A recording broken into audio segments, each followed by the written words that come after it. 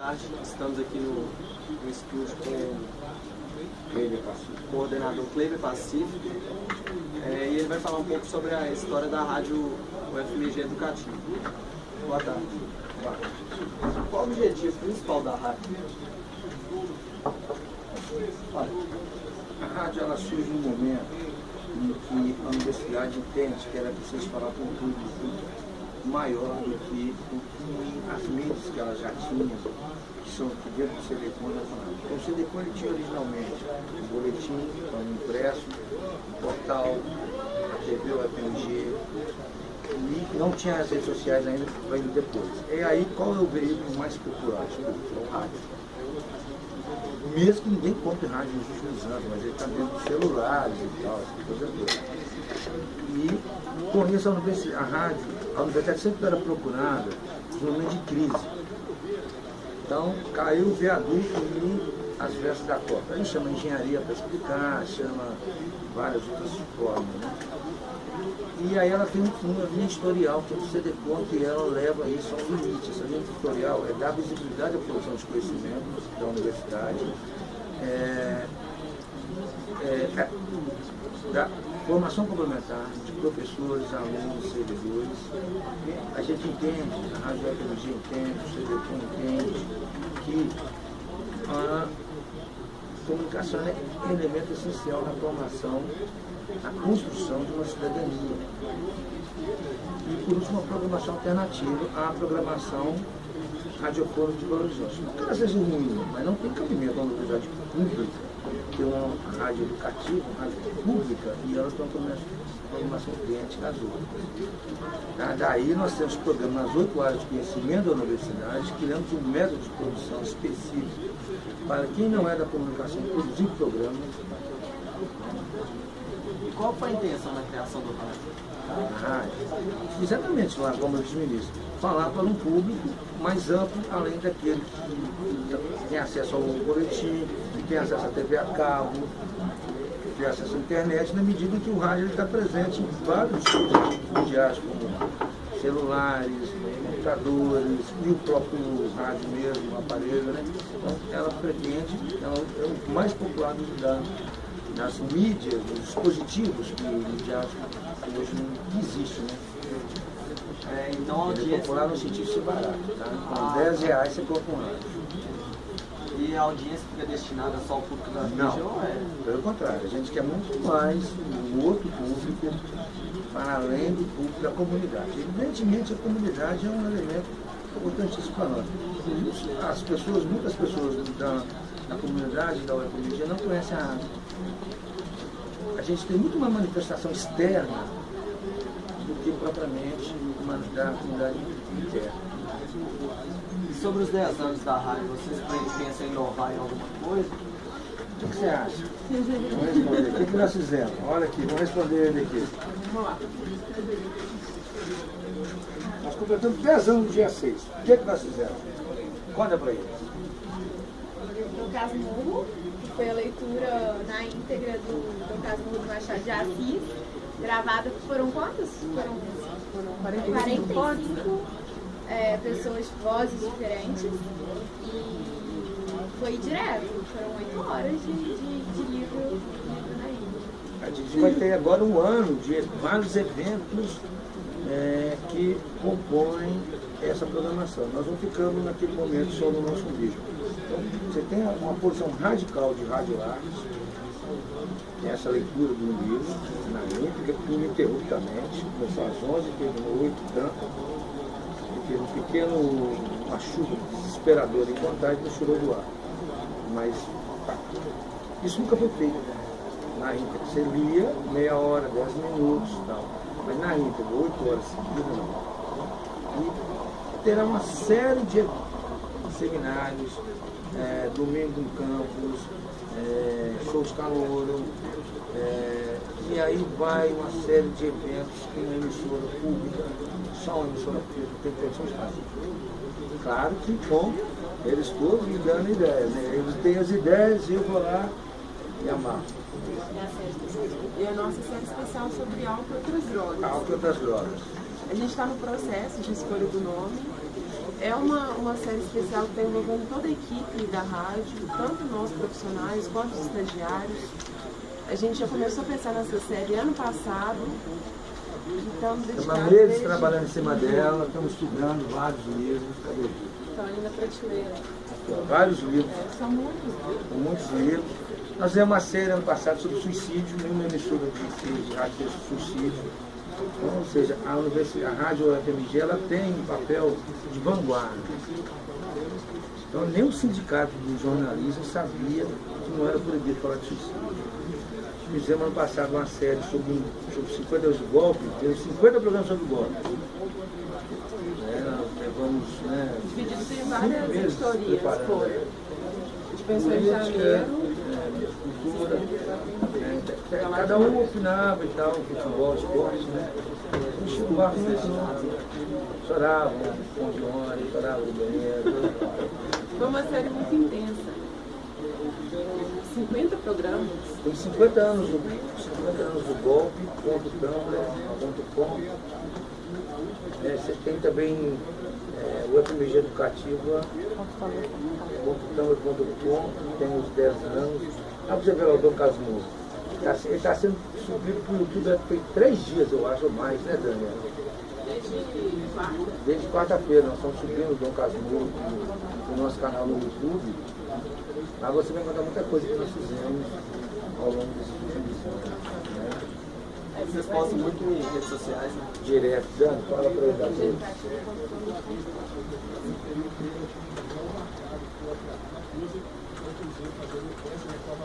Dani é a nossa gestora de redes sociais. Então, a gente tem uma ação nas redes, a gente busca estar nas redes mais utilizadas pelos brasileiros, então hoje a gente está no YouTube, está no Facebook, no Twitter, no Instagram. A gente já tinha uma ação no Tumblr, mas a gente desenvolveu recentemente, a nossa ação mais recente é a criação desse Tumblr comemorativo dos 10 anos da rádio. Ele funciona em linha do tempo, ou seja, tem uma cronologia e a pessoa que, por exemplo, fez estágio aqui na rádio em 2006, por exemplo, ela pode nos enviar as fotos dela, porque a ideia é que ele seja colaborativo e de memória, né, das memórias, das lembranças das pessoas que trabalharam, que passaram por aqui. Então ela manda as fotos, as reportagens que ela mais gostou de fazer, as histórias, as coberturas, os depoimentos. E a gente vai postando e ele é organizado temporalmente. Então você vai descendo, você vai voltando em direção ao passado. Em direção ao passado, exatamente. Aqui nós estamos há um ano. Então, aí você vai descendo mais um pouco. Ele é postado semanalmente, mensalmente? A gente posta de acordo com o que as pessoas vão enviando. Está no DNA da emissora, é uma emissora que trabalha com a ideia, sempre trabalhou com a ideia de uma produção coletiva. Hoje a universidade trabalha muito com investigação colaborativa. Então hoje a gente produz de forma coletiva, colaborativamente, há 10 anos. Então há 10 anos que a gente vem construindo. Então você tem tanto elas que foram estudantes, que foram estagiários, que são profissionais, como elas que são os estudantes, eles de alguma forma, em algum momento, e vários outros áreas de conhecimento, estão sempre falando conosco sobre esse é o DNA da emissora. Então, quando Elias Santos, o diretor, o coordenador executivo, o primeiro coordenador que criou a rádio, quando Elias Santos ele vem, eu não venho no primeiro momento. Eu venho no primeiro momento para ter uma forma mais conservadora de pensar o rádio. O jornalismo, programação musical e tal. A produção veio por último. Veio no momento de colocar a cerveja de bolo. E aí, uma das coisas que a gente vai fazer, que eu vou implementar aqui juntamente, discutindo com ele, todas as gerações todas, é um trabalho coletivo. Você tem, por exemplo, o Rodrigo Mantini, que é o nosso... Rodrigo, oi, vem cá. O Rodrigo Mantini, que é o nosso engenheiro. O Rodrigo ele tem dentro das funções do Rodrigo, uma das coisas que mais nos diferenciou nos primeiros momentos foi a capacidade de inovação da engenharia. Que é o que ele vem fazendo, que ele conduz isso hoje. Um outro engenheiro antes dele. Esse outro engenheiro hoje é professor numa universidade, na Federal de Cláudio Sobradão, da Orelha. O Rodrigo pode falar um pouco desse trabalho que ele é obrigado a pensar aqui o tempo inteiro, desde o início. Aqui na UFMG é um pouco diferente das áreas comerciais, na questão da engenharia também, porque nas rádios comerciais normalmente o pessoal compra soluções prontas. Eles compram software, compram os equipamentos, e aqui a gente nem sempre consegue fazer isso. Então a gente tem que desenvolver nossas próprias soluções. E a gente já desenvolveu muita coisa aqui dessa forma. Por exemplo, o sistema de transmissão de internet das rádios comerciais, a maior parte deles usam Windows. Tem que comprar uma licença Windows. O nosso sistema aqui é todo baseado em Linux, todo software livre.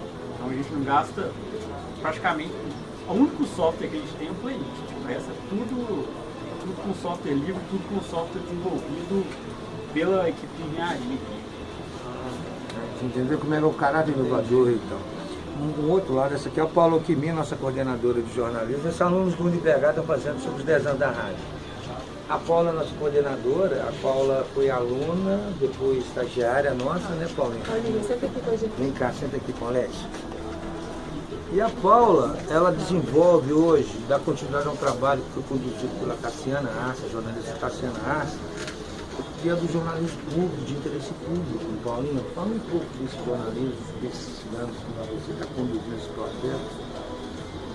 A gente sempre pensa ali nessa questão do jornalismo público, quais são as questões que afetam, que interessam diretamente a vida do cidadão, o que vai influenciar na vida que ele toma, o que vai ajudar ele a agir no dia a dia. Então a gente se preocupa o que está acontecendo na cidade, que vai ser importante para ele. Então a gente trabalha sempre as nossas pautas dentro dessa lógica e sempre pensando também dentro da lógica do tripé da rádio, que é de oferecer uma programação alternativa. Então toda vez que a gente pega um assunto para cobrir, a gente vai procurar assim, quais são as abordagens possíveis em torno daquele assunto. Então, por exemplo, se a gente vai fazer uma matéria sobre ocupação, a gente vai procurar pensar. Então, normalmente o que a maior parte dos veículos fazem? Eles vão estar preocupados, por exemplo, se aquela ocupação está fazendo uma manifestação e se aquilo ali está ocupando o trânsito e causando alguma espécie de tumulto na cidade. A gente vai sempre procurar ir além dessa abordagem apenas. Então a gente vai procurar saber quais são as questões de fundo que estão por detrás daquela manifestação, assim. Quais são os problemas, que você tem na cidade, como déficit habitacional, que levaram aquelas pessoas a ocuparem aquela área? Quem são aquelas pessoas que estão ali ocupando aquela área? Porque a gente sempre vai levar muito em conta uma cobertura que a gente faz muito forte, a cobertura dos direitos humanos, então o interesse pela história dessas pessoas, por entender por que elas estão ali. Então a gente sempre trabalha um pouquinho nessa lógica. E aí dentro disso, a gente tem o jornal UFMG, que é um jornal bem voltado para a questão do cidadão.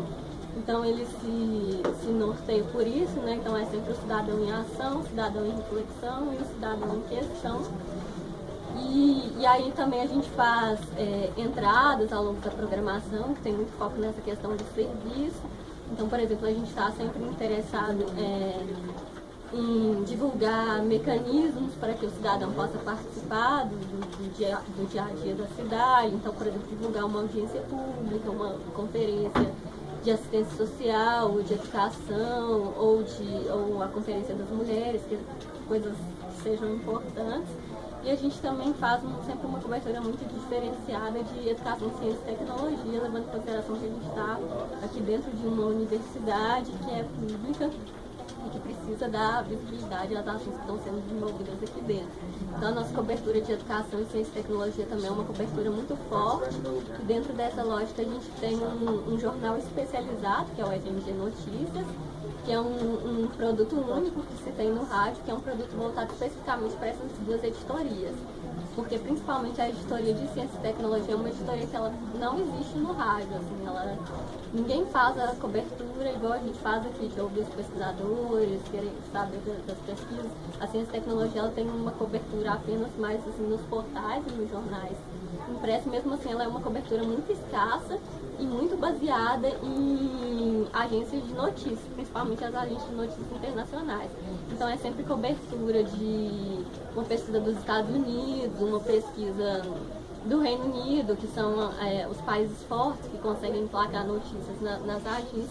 E aqui não, aqui a gente vai atrás da pesquisa da UFMG, da pesquisa não só da UFMG, mas o que outras universidades do país e do estado estão desenvolvendo. Então a gente vai atrás se a Federal de Viçosa tem uma pesquisa interessante, se a UFA tem uma pesquisa interessante, as particulares também, o UNE, a UNA, a PUC. Então a gente sempre faz essa cobertura também, que é uma cobertura bastante diferenciada.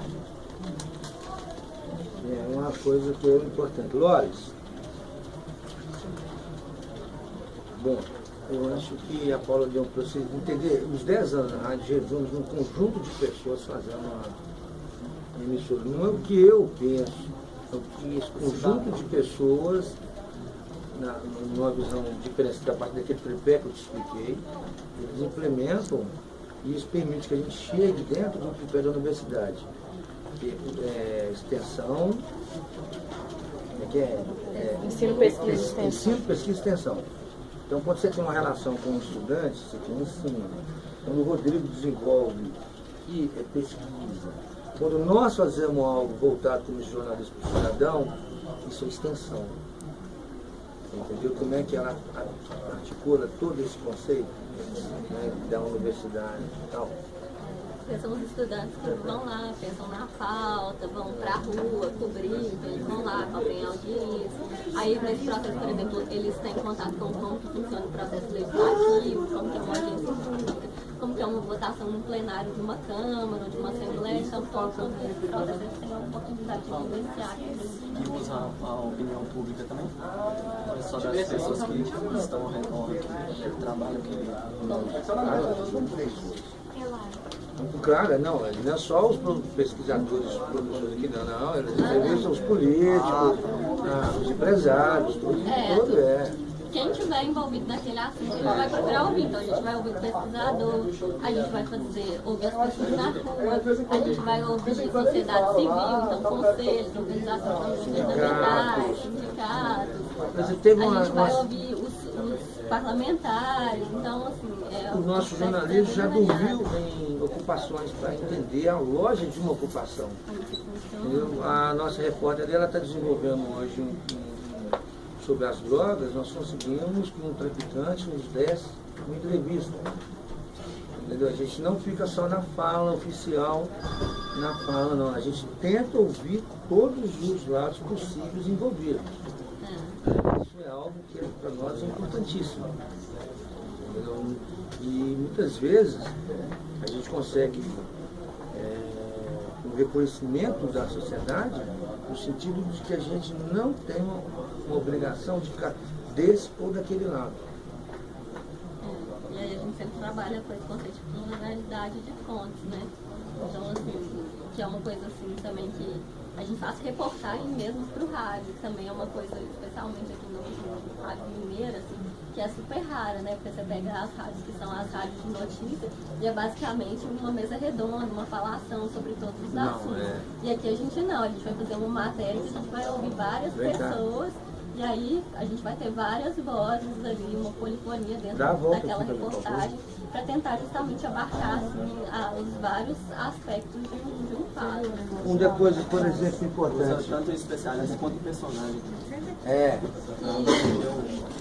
Uma das coisas, vou dar um exemplo aqui, por exemplo, o cara está falando que nós fizemos uma série sobre as domésticas, a série sobre o suicídio.